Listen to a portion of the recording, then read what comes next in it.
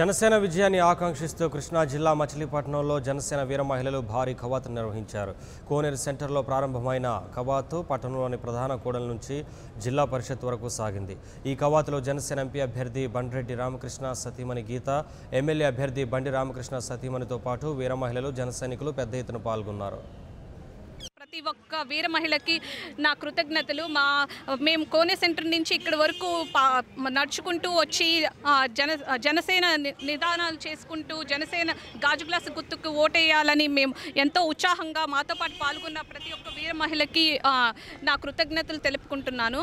అలాగే ఇక్కడ CPI CPM వారు బిఎస్పి పార్టీతో బలపరుచుకున్న మన జనసేన పార్టీ అభ్యర్థులు చాలామంది విచ్చేశారు. వీర మహిళలు వాళ్ళందరికీ నా కృతజ్ఞతలు.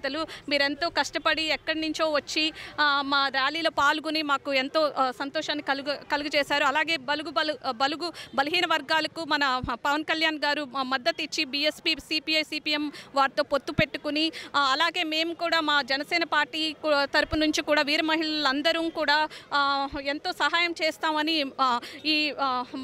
అందరికీ నమస్కారం అండి. ఈరోజు జనసేన తరపున కావత్తుగా కోనేరు సెంటర్ నుంచి జిల్లా పరిషత్ వరకు మహిళలందరూ ఇంటి నుంచి బయటకు వచ్చి మంచి పరిపాలన కోసం తన గొంతును విప్పారు. ఎందుకంటే మహిళలు ఈరోజు వచ్చారంటే బయటికి 25 సంవత్సరాల పిల్లల భవిష్యత్తు కోసం మహిళలు బయటకు వచ్చారు. బయటకు వచ్చి ఈరోజు పవన్ కళ్యాణ్ గారి నీతిమంతుడిని, న్యాయవంతుడిని, స్వార్థం లేని నాయకత్వాన్ని ఆంధ్ర రాష్ట్రానికి అందించాలని ఈరోజు ఆడవారందరూ మద్దతు తెలిపారు. 33% రిజర్వేషన్ కల్పించారు. ఆడవాళ్ళ పట్ల జనసేనకు ఎంతో గౌరవం ఉంది. ఏ ఆడవాళ్ళని కూడా ఎక్కడ అవమానపరిచే విధంగా ఎప్పుడు జనసేన పార్టీ ఎలాగో మాట్లాడలేదు. ఆడవాళ్ళకు మద్దతుగా నిలిచింది, గౌరవం ఇచ్చింది, అలాగే ఎంతో ప్రొటెక్షన్ దయచేసింది. అలాగే ఈరోజు బందరు ప్రజలంతా ఎన్నో సంవత్సరాలు వేరే పాలన చూశారు. ఈరోజు ఒక నీతివంతమైన పాలన కోసం జనాలు గాజు గ్లాసు గుర్తుకు ఓటేసి పవన్ కళ్యాణ్ గారికి.